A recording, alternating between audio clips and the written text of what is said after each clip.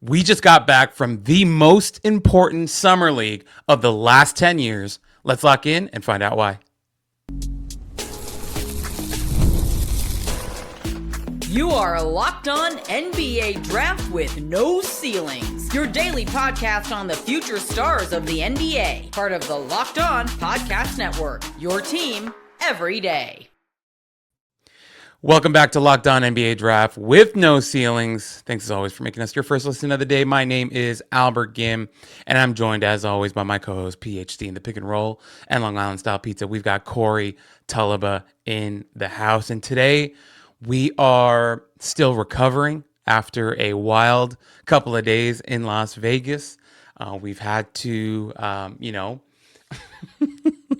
repair relations with our wives for their understanding, loving hearts, for holding down the fort and watching our kids while we were away, watching a lot of incredible basketball, meeting a ton of great people, and losing money gambling was a lot of what we did in Las Vegas. But we're great to be back, and we're excited to talk about what we saw, what we learned, and we tried to learn a lot while we were there. Now, full disclosure, we were also, Corey and I, we were madmen running around, meeting to meeting, trying to, connect and network as much as possible while also, just wanting to meet a lot of cool people. So we did a lot of that. Also got to watch some basketball the first 2 days. But we wanted to share some of our takeaways. And with that being said, we're going to jump into our first segment, Hit the Jackpot, where we're going to be talking about some of the winners that we watched at Las Vegas Summer League for the first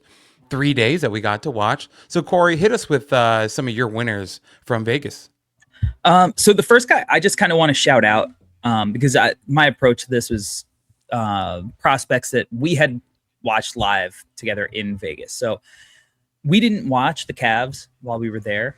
But Malik Thomas has been destroying Summer League. I think he's got 85 points through 3 games, which I think is like a record at this point. He's averaging 28.3 points per game, and he's just making every shot in the book. I still think watching the tape back, some of the finishing stuff there's still some questions in the in-between game, but he has been an absolute flamethrower from outside. And he clearly has a chip on his shoulder. He's made comments and being a second round pick, falling out of the first round. And I had him in that range. He's looking like he's looking to make a point that he was a first round talent. And I don't think anybody ever questioned the talent part. But he didn't play on ball as much as he probably would have liked during his freshman campaign. And he's showing what that looks like when he does get the chance.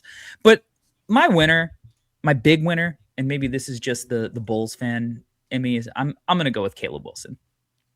Because Caleb was a guy who I had as high as 2 on my board. I finished with him at number 3. And this was all like oh man, I hope that he shoots threes at some point. Because if he does, he's got this potential. And then he just came out firing. He's hit 10 threes in 2 games so far. And it's not even so much the hitting, but just the attempts. Yeah. Because for a guy like him, who shot 27 total threes, connected on 7 threes during his freshman campaign, and then connects and hits on 7 during his first game alone, took 11 during his first game. A lot of prospects have a fear of failure. Now, not every prospect has the cachet to, kind of experiment. And Summer League is about experimentation, making yourself uncomfortable, trying new things. Having the green light as the number 4 pick, the face of the Bulls franchise, he's got that kind of freedom, but he still has not been afraid to take it. Conversely, right? You look at it, I don't know, Amen Thompson, who probably had like some similar shooting concerns, right? And this is a guy who's still not shooting threes, really. Years in. Incredible player. And I think Caleb would have been an incredible player even had he not, upped his 3-point volume. But he's shooting off the dribble threes, shooting movement, spot ups. And I think he broke the rookie record for points in a game when he dropped 35 during his debut. I think he he's second overall in summer league history. It was an exciting time to be in that building playing against Cam Boozer, who is another winner of mine because he's just been Cam Boozer. Nothing flashy, nothing sexy, just dominant game in, game out. But I wanted to shout out Caleb Wilson because he had all this hype. He's the fourth guy. And you can make an argument that he looks like he could be the best prospect out of anybody. Yeah, I mean, being there in person and experiencing that up close was something. It really was something, and we could feel the energy in the building. Fans would get excited whenever Caleb and Cam were getting matched up. There's this one where Caleb was bringing the ball up and Cam just stripped him, went down and dunked it. That was an electric moment while we were there. A lot to like from both guys, and a lot of like them just showing who they are as basketball people. Not just basketball players. And I think with Caleb, like we saw the big chip on his shoulder. We saw that, he came out wanting to be aggressive, wanting to show everyone that he is a shooter and that maybe that wasn't his role in North Carolina, but he wanted to show that he is ready to, continue to blossom and expand his game at the NBA level.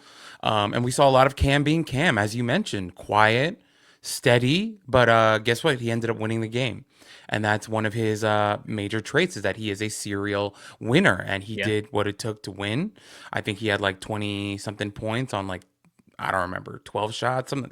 It wasn't like crazy volume or anything. I had a very efficient game. And that is the Cam Boozer experience. And something that we talked about before the game started, he looked a little slimmed down. And that's something that you specifically, Corey, have been, wanting to see from him. You wanted to see him get a little more slender back to what he looked like in high school. And he looked like it to us. And he had a great game. So love that shout out.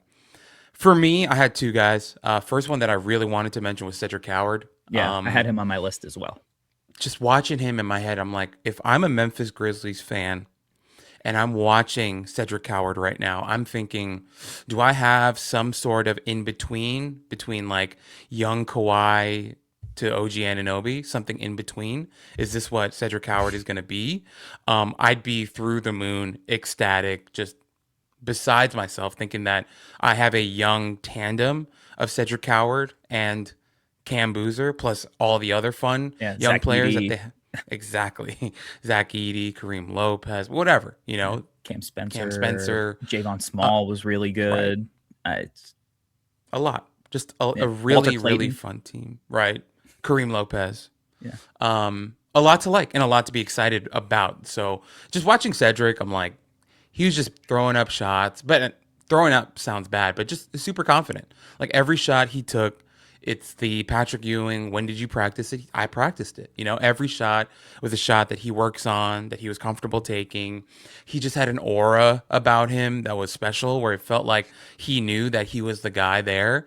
Defensively, too, not afraid to get his hands dirty, getting nasty, really showing some of that strength that he's added to his frame. I thought he looked really strong. Yep. Like his upper body looked big. Yeah. And I think that's part of his aura thing where and here's the thing about young men, as young men get stronger and their physique gets bigger, they gain confidence. That is a thing about our species, I think. I don't know. Maybe it's just me, but Agreed. Instead, I think he is feeling himself a little bit. He knows that he belongs in the NBA after a great rookie season. He's added to his frame. He's working on his game. And this is something that you said to me while we were in Vegas. You're like, he just likes to play. And that's why he's here at Summer League and he's playing. He's a competitor. He wants to be there competing with everyone else. And that's not the case for everybody, as there were some noticeable players missing that. I know, Corey, you're going to be talking about later. Yeah. I love that Cedric Coward was there and competing. So he was the first guy. Next guy I want to talk about is AJ DeBonsa. And that's like an easy one, maybe. His first pick in the draft, blah, blah, blah. I just like that he's playing. I love that in his first game. We talked about this when we were on KOC's pod. Just like that he's competing. Like that it felt like he understood what the moment was about. He's the number one pick in a matchup against the number two pick. He probably was feeling a million different emotions, adrenaline, excitement, blah, blah, blah. And he went out there and he just attacked the rim a trillion times, whether finishing at the rim or collecting fouls. He did the AJ thing. Now, of course, You want to see him hit a couple more shots from outside, mid-range, blah, blah, blah. I'm not worried at all. Probably a little bit of rust. He'll be just fine. But what we did see is even when he was missing shots, he was creating good and sometimes tough looks for himself, but we know that he's comfortable with those. And he's doing a little bit of the defensive playmaking stuff too. The second game that we didn't get to see had 5 stocks, so that's fun for AJ. And if he continues to grow in that, that'll be really great for him and his development. So I don't know. I just felt like those 2 guys from the people that I saw were like the biggest winners for me, just because you can see that they're a little bit different from everybody else, and for good reason. Yeah, I mean, AJ lived up to it. I think he needed a win against Darren, because like the narrative is that Darren just always bests him. So I think he was looking to take that personal. You saw the squabble between the two. It's clear that they don't like each other on the court. They're very competitive in that way. Darren's been another guy that I think you can call a winner. He's been getting to the rack, drawing free throws, knocking down shots. I think, playmaking, he had in the Salt Lake Summer League, he had 12 assists. And I don't think that translated to the game against Washington. He also had 9 fouls, but he's been really good as well. Going back to your Cedric point, they just like to play. Like Cedric and Cam have played like every Summer League game so far, dating back to the Summer Leagues before Vegas. Yeah. When most guys would be shut down, these guys are going out. And I think these are really valuable reps that they're getting used to some of their teammates, just getting more NBA experience, I think that's important, especially when you haven't played games in a while. Some other guys I want to mention, Yaxel was incredible. Yaxel Lendeborg for the Warriors. I mean, he looked like Yaxel. He never forces things. He fills up the box score in every way: points, rebounds, assists, steals, blocks. He makes smart decisions. I think he's a day one contributor for the Warriors. I think that getting him in this draft with the team on that timeline is probably the best just fit. You can arguably make that statement. He looked phenomenal. 6'10", 7'4" wingspan. I don't know. I just think he's going to be impactful from the jump. Merez Johnson Jr., I thought he was another guy like Cam Boozer who looked slimmer. Yep. And but while still being incredibly strong, guys just bouncing off of him. Defensive versatility. He had 27 points in the first game that we had seen, and he was just getting it within the flow of the offense. He looked dominant. He looked the part of a top 10 pick. Him alongside Cooper Flagg is really, really intriguing. Really like long-term. I think that's a brilliant partnership in that I think 3-4 spot, because I think Merez could play the 4.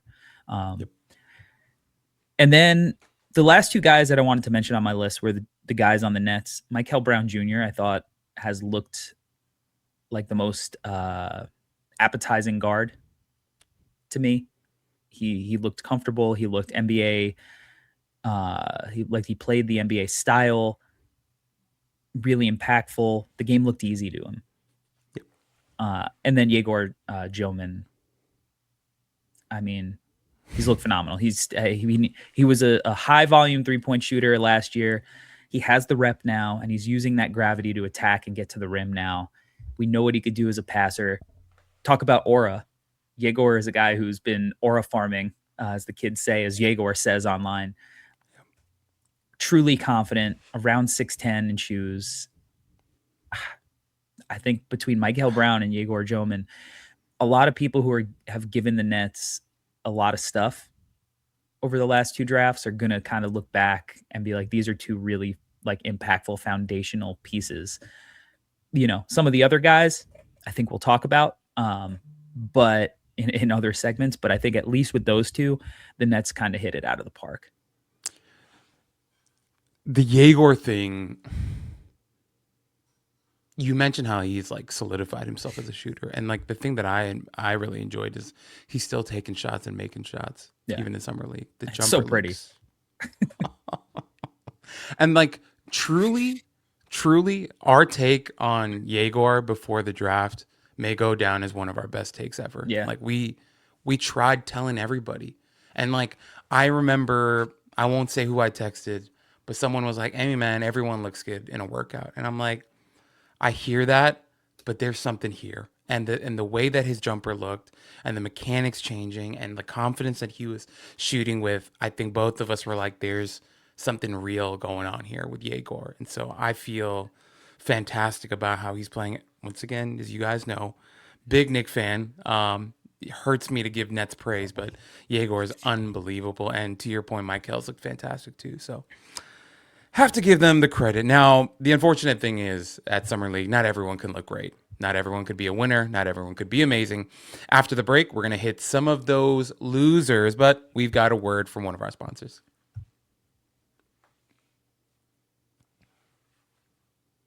Support for today's episode comes from Wayfair. Your home should feel like your home, and sometimes it doesn't take a complete renovation to make that happen. It just takes finding the right piece, updating your entire space. Wayfair helps make creating a home you love feel more attainable. Wayfair makes it easy to shop for furniture and home essentials across every style and budget, with everything from decor and lighting to storage, seating, rugs, and more. Plus, with Wayfair Verified, product specialists carefully evaluate products for quality, functionality, and ease of assembly, helping shoppers feel more confident before they buy. One of the hardest things in life is, people sometimes you just want to update things. You want to refresh the home, and sometimes you might have the urge to kind of get rid of everything and start over, but also sometimes you don't have the budget to do that. And the great thing about Wayfair is that Wayfair makes it super easy to find something that fits both your space and your budget. Ready to upgrade your home for way less? Head to wayfair.com right now to shop all things home and get your space ready for less. That's WAYFAIR.com. Wayfair, every style, every home.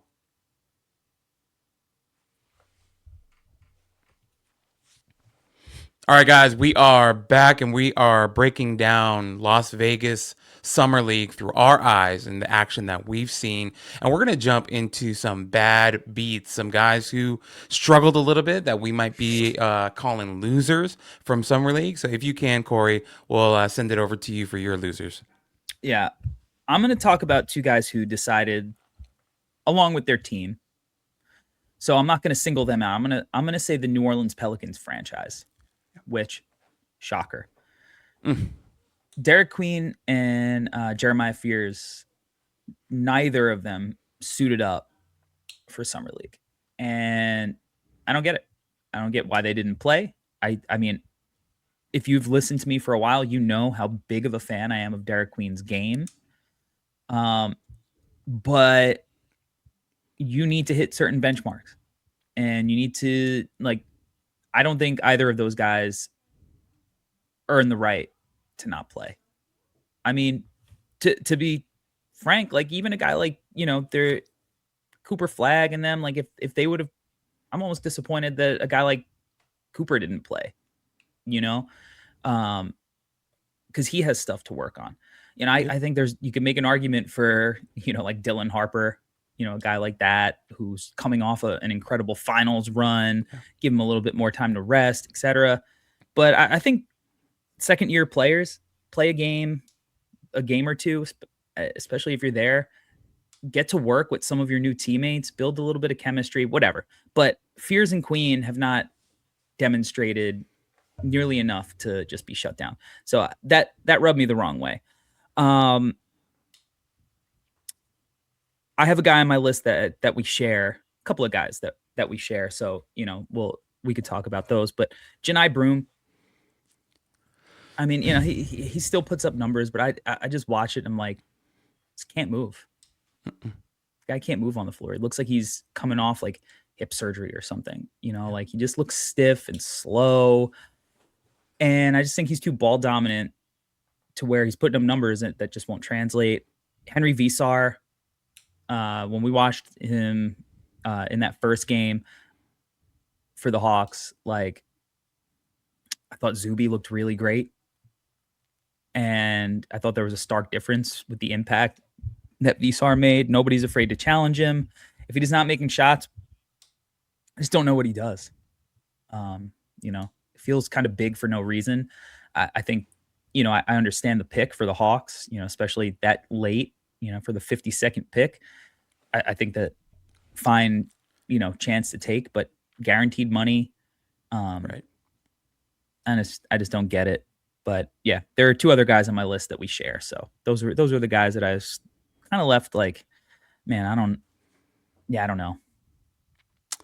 The VSAR one's a tough one because while we were watching it live, we were both kind of saying like, guys are going through his chest. Yeah, and he's Not old. great. He's an upperclassman. Yeah, and he's old. He's not a freshman. And He's not old, right. but he's older for a prospect. And it's like, okay, he hit a couple threes, and so that might get people a little excited, but also like, I don't know. There's kind of a toughness that, and they were like is late in the lacking there. game though. That too. And then in the next game, he was not impactful at all. You look at Zuby, who was like big time plus minus, plus VSAR was a minus again. I don't know. And I'm sure he'll look better with better guard play, but like he probably also won't get on the floor. He's probably going to be spending a lot of time in the G League, with the Skyhawks. Whereas I think Zuby can work himself into the rotation. Yeah. So too much strength and mobility and stuff. I think Zuby makes sense. But and to your point about the guard play, I mean, and it's not like Kingston Flemings has played bad either. Like he's played like obviously the shot isn't the shot isn't hitting right now, but still the guard play has been not bad. My two guys, Darius Acuff, I mean the struggle with the shot is real right now. And not to say that I don't think he's going to shoot it. He's clearly going to shoot it. Acuff is a good shooter, but so far through summer league play, I think he's at like 29% from the field, which is not so great. But he's going to need an adjustment time, and I just wanted to highlight the fact that it hasn't been the prettiest so far. Yeah. So I won't even extrapolate more than that, just because that's all it really is. Drake Powell, man. Watching Drake Powell, had a literal thought in my head, like, is this one of the worst players in the NBA? Like, it's been a nightmare for him so far. I think he's 1 for 28 from the field right now, if I'm not wrong. Like, some crazy number. Yeah, man, it's bad. He's really struggling. And also, he's not impacting the game in other ways either. It's not like he's playing lockdown defense. He's not grabbing boards. Like, what do you do? This is why you need people in your life who are willing to tell you the hard truth, and you have to be willing to accept it. This kid was not ready for the NBA when he came out. Now, look, he's a first-round pick. He got this guaranteed money. He would have got that money in college. You can't really use that excuse anymore. Yeah. He probably would be making more money in college than he's making now. I'm kind of at a loss. This could be like if he just doesn't shoot 4,000 shots a day and just be really confident knocking down outside shots, I just don't know. He's athletic, he can defend, but with him, I feel like it's a confidence thing. I've always felt like that from the first time I saw him live when he was in high school. I mean, you go back and watch his state championship game in high school. He's a ghost in a state championship game in high school where he's a top 10 prospect going to North Carolina. Yeah. Like the college game, it would have given a chance to develop. And I just think that, that you look at him, he's got a lot of athletic gifts, but the skill, the confidence, it's rough out there. It's really rough. And you could, a guy like Acuff, he's not making shots. I don't love his process for a lot of the shots he's taking. It feels like he's forcing a lot of stuff. But first summer league, and you go, all right, he's trying stuff. He's experimenting. Hopefully, he plays more like he did at Arkansas versus, maybe IMG, and we can figure this out. We've seen good versions. We've just never seen a good version of Drake Powell. So there's a little less room for optimism there. For as much praise as we want to heap on the Nets for the Yegor pick, I think Danny Wolf's looked pretty good, pretty interesting. Yeah.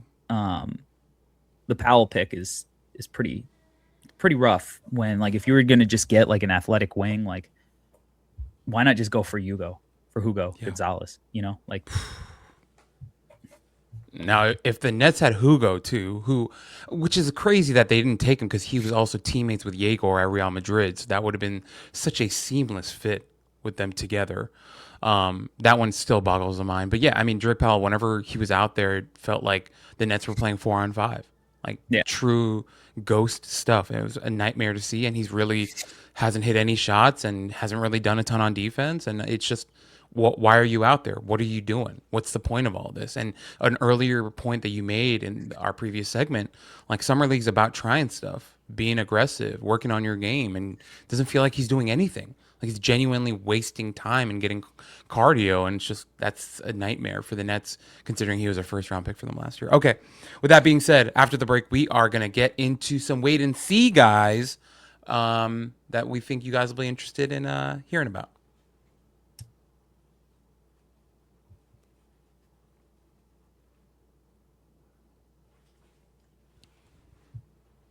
All right, guys, we are back and we're breaking down the Las Vegas Summer League through our eyes, and we're going to hit on our push segment here, guys, that we're waiting on.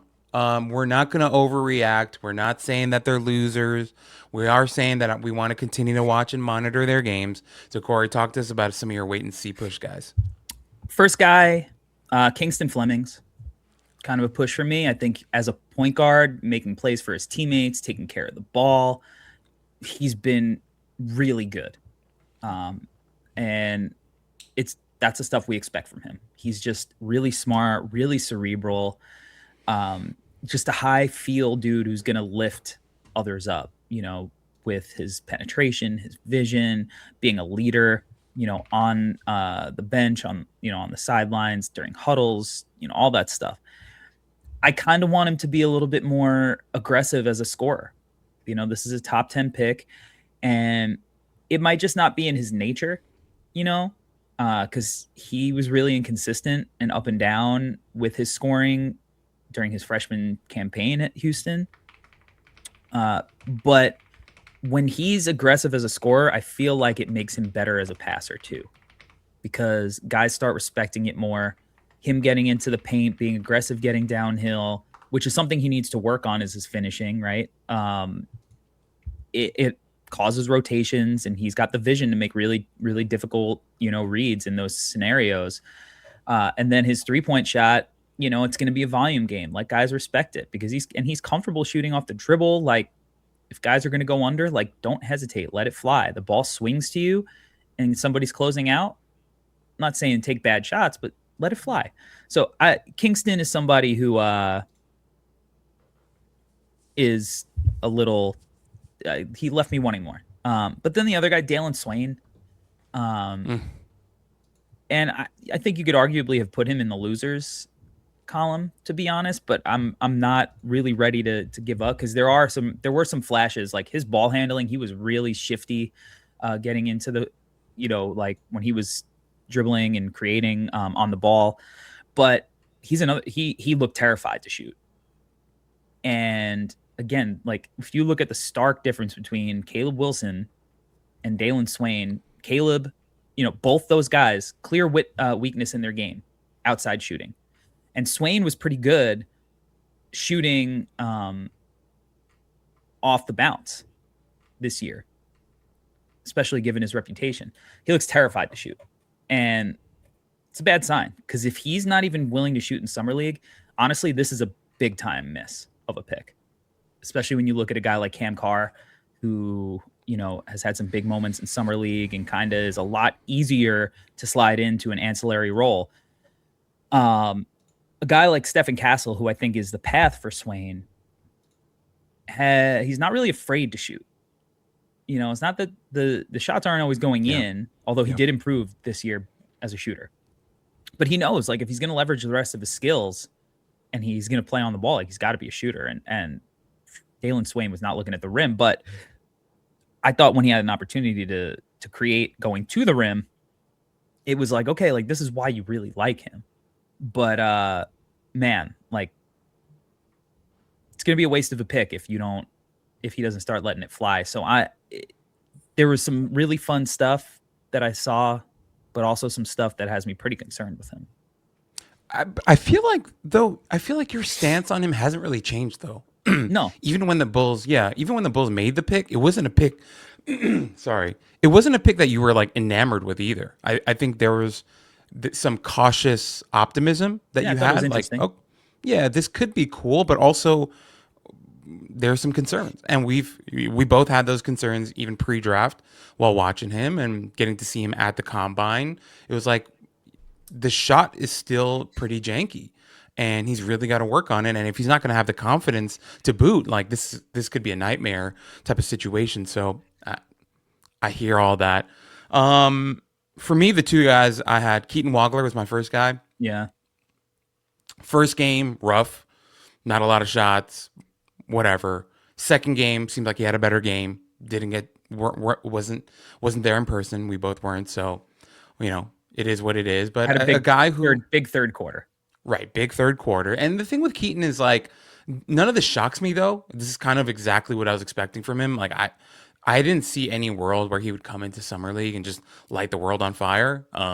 Because his limitations are what they are, and he's got to continue to work on that and continue to develop his body and prepare himself more and more to adjust to the NBA game. But because he is a deadly outside shooter, and some of the off the dribble stuff with him and his shooting makes him intriguing and makes him dangerous, you get a second game like he had, where he had a big third quarter and was able to show off some more of what he can do. So we'll have to continue to monitor that and see how that goes. But a guy obviously that I was super high on, that I still believe in. I just, I think he needs some time. The other guy who's actually playing really well, but I want to continue to wait and see, because I was like super high on him, and then I saw him at the combine and I dropped him, but now he's playing well at summer league, so I want to get excited again, but I also want to kind of pump the brakes on myself. That person is Koa Pete, because look, the outside jumper is still what it is. It's still not fixed yet. He's still working on it, blah, blah, blah. But he has been flashing some of that mid-range ability that he likes and always has liked, and it does look pretty smooth, and he is playing hard, and he's rebounding, and he's contributing to that team in summer league in a big way. So I've always kind of been a believer in Koa. I think he's a good player. He's not a me guy. He's a selfless guy, plays for the team, wants to win. And my thing is, like, if he could ever come around with that jumper, then he's going to be a good NBA player, which is why I think I finished with him at like 16 to 18 on my board. I actually think he'll be a good NBA player, regardless. Yeah. I just don't, it's like, is he going to be a starter? Yeah. Or is he going to be like a guy who can come off the bench and be interesting because he's kind of versatile with size? But I actually think he's going to be a good player kind of regardless, because he's got good size, feel, all that. The thing with Koa is if he can get his jumper to like 34 to 36% from three, we're probably looking at like a jumbo Josh Hart type of guy is what it could be. Obviously not identical, but Koa, and I don't know if Koa has the dog that Josh Hart does, but Koa has dog, and he plays a physical brand of basketball, and he can pass the ball. So there's some intriguing stuff with him. And so, I really agree with that point. I think he is going to be a good player. It's just, let's see what the jumper looks like. So those were my two wait and see guys. And that is going to put a wrap on our time in Las Vegas, on what we've seen. We really hope you guys enjoyed this episode. And on Friday, we'll be coming back with a different type of episode, but continue to lock in with us. My name's Albert. He's Corey. Talk to you guys soon.